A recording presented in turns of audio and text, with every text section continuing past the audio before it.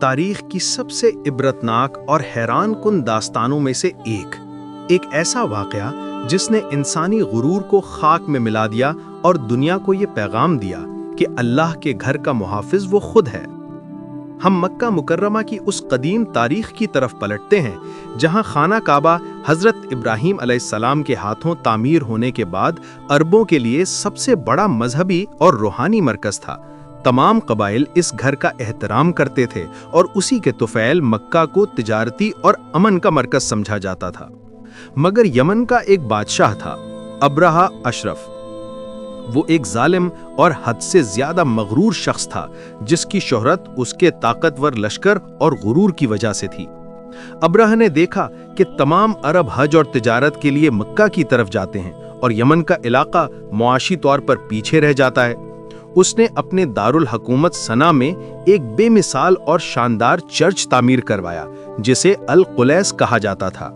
یہ چرچ اتنا پرشکو تھا کہ ابرہہ چاہتا تھا کہ اب تمام عرب کعبے کو چھوڑ کر اسی کی عبادت کریں، مگر جب ایک عربی قبیلے نے غصے میں آ کر اس چرچ کی بے حرمتی کی تو ابرہہ کا غصہ آسمان کو چھونے لگا۔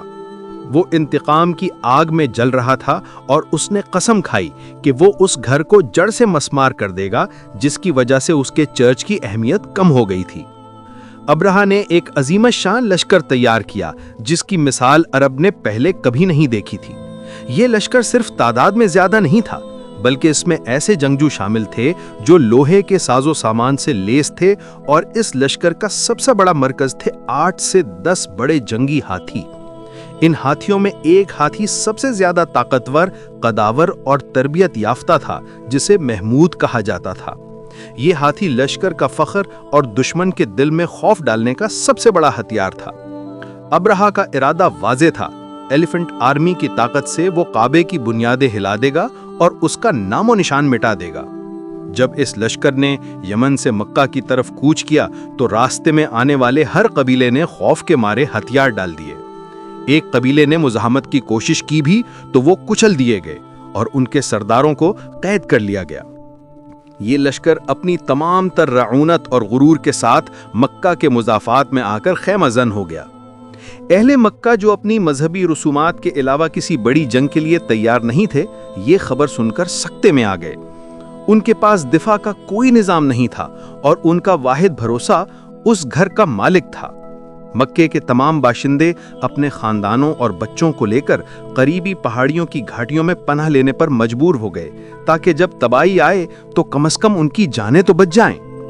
اس بے بسی کے عالم میں قریش کے سردار اور مکے کے سب سے معزز شخص حضرت محمد صلی اللہ علیہ وسلم کے دادا حضرت عبد المطلب ابرہہ کے خیمے کی طرف روانہ ہوئے۔ عبد المطلب کا وقار، ان کی لمبی داڑھی اور ان کی پرسکون شخصیت ابرہہ کو بھی متاثر کر گئی۔ ابرہہ نے بڑے تکبر سے انہیں قریب بلایا اور پوچھا کہ اے سردار، میرے بارے میں تم کیا چاہتے ہو؟ کیا تم میرے ہاتھوں سے اپنے گھر یعنی کعبے کو بچانے آئے ہو؟ ابرہہ کو امید تھی کہ عبد المطلب ان کے قدموں میں گر کر رحم کی بھیک مانگیں گے یا سونے کے عوض کعبے کو بخش دینے کی درخواست کریں گے، مگر عبد المطلب کا جواب تاریخ میں توکل اور ایمان کی عظیم مثال بن گیا۔ انہوں نے نہایت اطمینان سے کہا، میں کعبے کے لیے نہیں آیا، تمہارے لشکر نے میری 200 اونٹیں چھین لی ہیں، میں وہ واپس لینے آیا ہوں۔ یہ سن کر ابرہہ حیران رہ گیا اور غصے سے بولا، میں تمہارے سب سے مقدس گھر کو تباہ کرنے آیا ہوں جو تمہارا مذہبی مرکز ہے، اور تم صرف چند اونٹوں کی بات کر رہے ہو؟ میں نے تو سمجھا تھا کہ تم ایک بڑے آدمی ہوگے۔ تب حضرت عبد المطلب نے وہ لازوال اور تاریخی جملہ ادا کیا جس نے ایمان کی طاقت کو ہمیشہ کے لیے ثابت کر دیا، اور اس جملے میں ابرہہ کا انجام چھپا تھا۔ میں اونٹوں کا مالک ہوں، اس لیے میں اونٹوں کی بات کر رہا ہوں، اور رہا کعبہ تو اس کا ایک مالک ہے اور وہ مالک خود اپنے گھر کی حفاظت کرے گا۔ یہ کہہ کر عبد المطلب خاموشی سے واپس آئے، اپنی اونٹیں لے کر مکے میں داخل ہوئے اور پھر سارے شہر کو خالی کرا دیا۔ رات کی تاریکی میں وہ خانہ کعبہ کے دروازے سے لپٹ گئے اور اپنے بیٹے حارث کے ساتھ دعا کی کہ اے اللہ، ہم اس لشکر کا مقابلہ نہیں کر سکتے، اب تیرے گھر کا معاملہ تیرے سپرد، اسے خود بچا لے۔ مکے کی گھاٹیاں خوف میں ڈوبی ہوئی تھیں، اور خانہ کعبہ ایک تاریک اور خاموش میدان میں تنہا کھڑا تھا۔ اگلے دن جب سورج طلوع ہوا تو ابرہہ نے اپنے ہاتھیوں کے کمانڈر کو حکم دیا کہ وہ ہاتھی محمود کو آگے بڑھائے اور کعبے کو ڈھانا شروع کر دے۔ ہاتھی کو کعبے کی طرف موڑا گیا، مگر معجزے کا پہلا اشارہ ملا۔ محمود ہاتھی نے کعبے کی سمت جانے سے انکار کر دیا اور وہیں زمین پر بیٹھ گیا۔ جب اسے ڈرایا دھمکایا گیا تو وہ مزید خوفزدہ ہو گیا، مگر جب اس کا رخ یمن کی طرف پھیرا گیا تو وہ فوراً دوڑنے کو تیار ہو جاتا۔